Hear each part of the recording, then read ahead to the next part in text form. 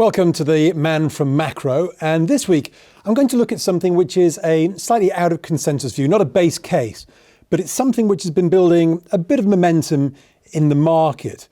And this is at a time when most of the narratives are all about, do we get a bull market or a bear market? Are we going to go into recession immediately and things sell off? Or actually are we going into something where we're never going to see a recession and the equity market should head off forever? Well, I think there's one other area which is starting to build a little bit of interest, which is that we potentially could get a reflation rotation into year end. And this is merely a repositioning on the back of some of the data points. And I think what's happening at the moment is that we've been expecting this binary outcome, but we might have this little bit of a window in which risk assets could imply something that might not happen. So they could imply that we're going to get a growth spurt and reflation, even if in reality that doesn't materialize in the market. So I'll just go through a couple of the reasons why, and it's really just this window of opportunity that's starting to sort of appear. And remember, obviously, all of this is for education and engagement purposes, and none of this constitutes investment advice. Now, let's look at some of the data points, because we've seen some of these before. And the first one is things like the ISM. And when we look at ISM services, and services or non-manufacturing, that's about 70%, actually 78% of the US economy. That's still well into expansion territory. It was at 54.5 earlier this month, up from 52.5, or up from expectations of 52.5. So very much in expansion territory. And although the manufacturing, about 12% of the economy, is still below 50, so contraction territory, it has started to tick up as well. So some of these kind of coincident, some people would call them lead indicators, are actually looking relatively okay. And certainly, as I say, services remains relatively robust. And then the other bit we've talked about before is CPI. Now, people expect CPI to continue overall to trend down, but not necessarily in a straight line. But what we've been seeing is obviously oil, so energy, has been ticking up. And where energy goes, so CPI tends to go as well. Now, people will say, yeah, but energy is only about 7% of the overall basket. What really matters is shelter at 34%, and that's rolling over with a lag.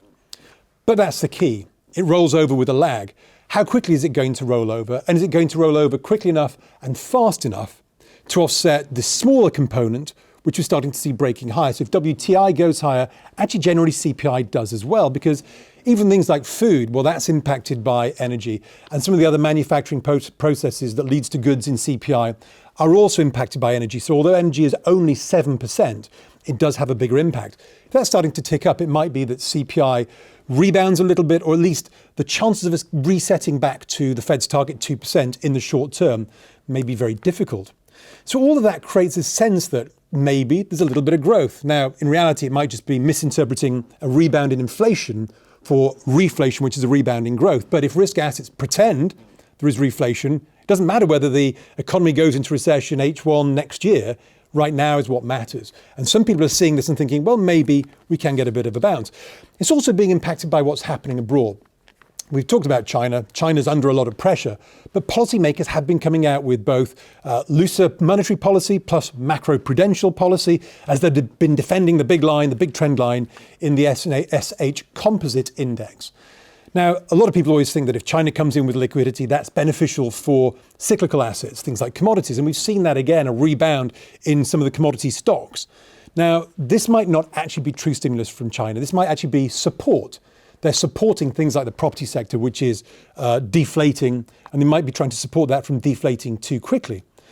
But the market, if it wants to, might basically interpret this Chinese policy response as being reflationary from the global economy, even if it turns out that that's not the case over the medium to long term. And then the second area that people have been looking at is Germany, where Germany looks like it's in recession. Now, is all the bad news in Germany? Well, it might be a big structural story, but a lot of people are thinking, okay, the bad news is in, Germany is looking very, very poor, but is this as poor as it gets? And maybe actually things start to rebound from here. So some of these overall overseas scenarios look like, or people are starting to interpret them as something which could see maybe a peak or an end to ECB hiking and a policy response that starts to help the economy. Now, I think that these will have a lag, but nonetheless, it's what the market thinks rather than what we think. And it's all about this window of opportunity. Now, then it comes on to, okay, if we get reflation, if we get a rebound in growth, don't we get yields going higher? And as we can see here, US 10-year yields look like they're about to break out. And where yields go higher, people think, well, actually, that's going to be a real problem for risk assets because we saw risk assets selling off in 2022. But I think here we've got to be very distinct between these two periods. 2022, we did see a rate shock. Yields went up quite dramatically and equities sold off as they re-rated. Since then, however, what we've seen is yields returning to those highs. Obviously, they've not broken those highs. But during this period, risk assets, equities have rallied with yields going higher. Now, maybe if we break those highs, it's a different story. But this is where there's something else that's coming into the mix, which is that this most recent move higher in yields has come with lower volatility in the bond market. We're looking at the move index. And this comes back to something which maybe the Fed has done, which is a bit of a backstop here. What if we get yields going higher? And rather than higher yields being seen as being really negative for risk assets, first off, they're being seen as a potential for short-term reflation or a short-term rebound in growth. At the same time, with some of the policies that have been put in place, and these are the tools that have been put in place, like the BTFP, this is that backstop for the banks, the small banks in the US. Since that was put in place in March, that's when we've seen bond volatility, the move index, going lower. It looks like it could break down now. And if bond volatility falls, it gives a lot of multi-asset funds the opportunity to lever up, because volatility is a key element into a lot of people's risk profiles. You generally will have a lower exposure if volatility is high, and you can have a larger gross exposure if volatility is low, because you're obviously trying to eke out more of a return from a market that's doing less. So when bond volatility and equity volatility fall, or if they're stable, then funds may be able to add some exposure.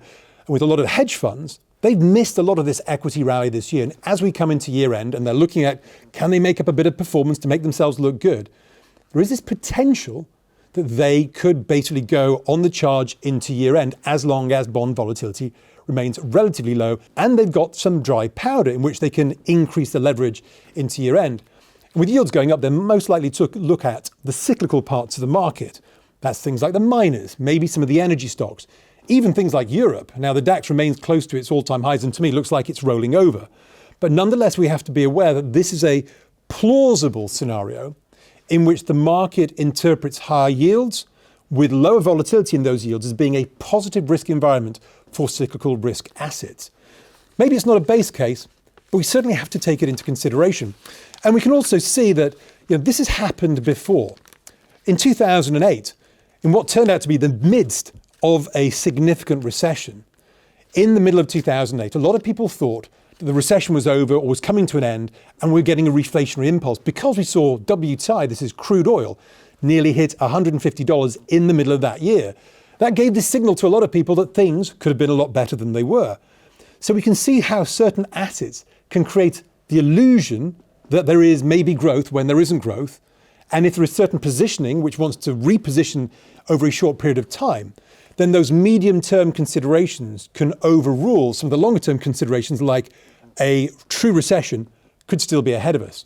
So I just wanted to highlight this. It's not necessarily a base case. It's not even a significant consensus, but there are more and more people now starting to look at this and think, okay, if we have these underexposed hedge funds that might want to add exposures into year end with yields breaking higher and volatility that remains relatively subdued and benign, then we could see people chase this market into year end. Something to be aware of, even if it's not your base case.